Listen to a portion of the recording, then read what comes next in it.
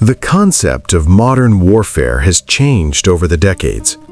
It was once believed that the country with the most powerful fighter jets, the most advanced air defense systems, and the most advanced military technology would win the war. But reality often challenges this idea. Not only technological superiority on the battlefield, but also strategic thinking, use of geography, and long-term planning play an equally important role. This reality was most clearly realized by a country in the Middle East, Iran. A few decades ago, they realized that it was not possible for them to build sophisticated fighter jets and air defense systems at the huge expense of the United States or Western powers. So they chose a different path, a strategic defense system, which would include underground infrastructure, cheap but effective drones and missiles, and a war policy that could endanger even the strongest enemy. When tensions arise around Iran in today's world politics, many analysts ask this question: why does no one dare to start a direct war against Iran despite having such a powerful military force?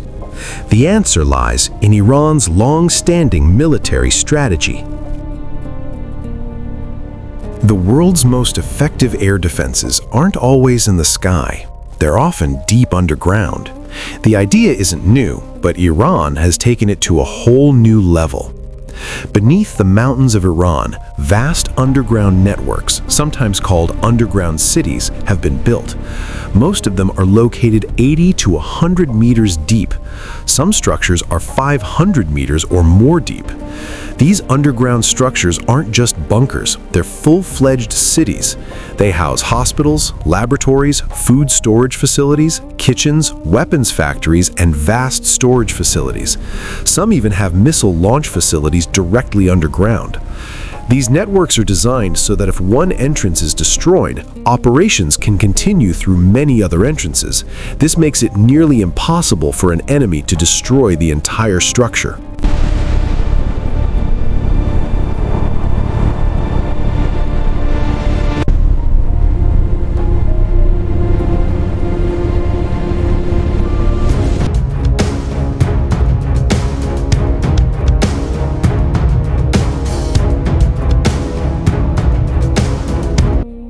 The world's most effective air defenses aren't always in the sky. They're often deep underground. The idea isn't new, but Iran has taken it to a whole new level. Beneath the mountains of Iran, vast underground networks, sometimes called underground cities, have been built.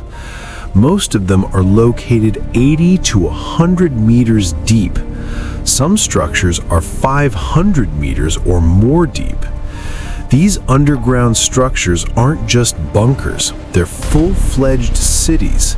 They house hospitals, laboratories, food storage facilities, kitchens, weapons factories, and vast storage facilities. Some even have missile launch facilities directly underground. These networks are designed so that if one entrance is destroyed, operations can continue through many other entrances. This makes it nearly impossible for an enemy to destroy the entire structure. Another major feature of Iran's underground facilities is that they are not centralized. Everything is not kept in one place like a huge city. Rather, this infrastructure is scattered across different parts of the country. As a result, if one facility is attacked, the other facilities remain intact and can continue military operations. Such a network-based infrastructure is very difficult for any enemy to destroy. Another important part of Iran's military strategy is to create effective weapons at low cost. They realize that it costs hundreds of millions of dollars to build a state-of-the-art fighter jet. Maintaining that aircraft also costs a lot. For example, the F-35 Lightning II, the B-2 Spirit. Although these types of fighter jets are very powerful, they are very expensive. On the other hand, the cost of building a drone or short-range missile is much lower. So Iran decided, instead of building expensive fighter jets, they would build a large number of drones and missiles. A new era of drone warfare. Drone technology has improved greatly around the world in the past decade. Iran is one of the countries that has used this technology most effectively. They have built various types of drones: reconnaissance drones, attack drones, and kamikaze drones.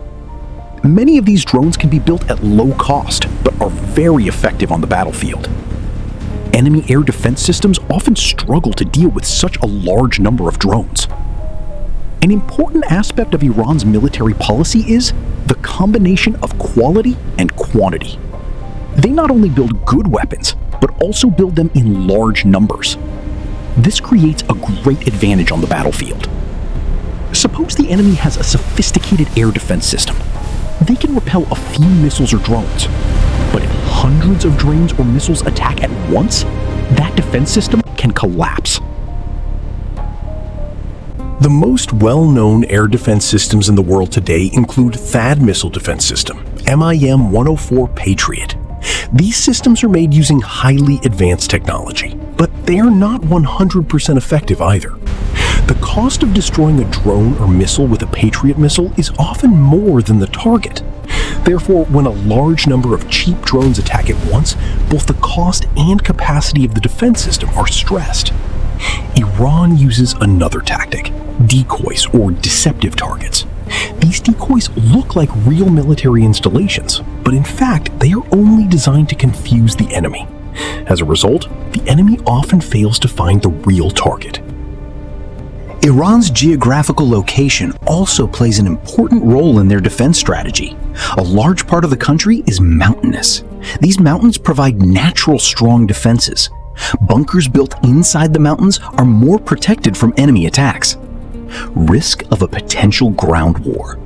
According to many military analysts, starting a direct ground war against Iran is very risky, because the country's geographical location, large population, and long-term defense preparations, all of which can turn it into a complex battlefield. In history, we have seen that even strong military powers sometimes face problems in prolonged wars. For example, the Vietnam War.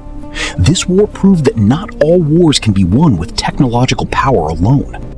Long-term war strategy. Iran has developed its military strategy with the concept of long-term war in mind. They know that it is not possible for them to defeat a major power by attacking quickly, but if they can build up resistance for a long time, the enemy can become tired. This strategy is often called asymmetric warfare. Modern warfare is not just a competition of technology, it is a combination of strategy, planning, and reality. The strategy that Iran adopted decades ago, underground defenses, cheap but effective drones and missiles, and a sprawling military infrastructure, has become a key example in today's global politics. This strategy that Iran adopted decades ago, but effective drones and missiles, and a sprawling military infrastructure, has become a key example in today's global politics. This strategy demonstrates how a country with limited resources can build a strong defense system through long-term planning. The future of modern warfare may be more technologically driven, but history has proven time and again, the country that can think strategically ultimately gains the greatest advantage.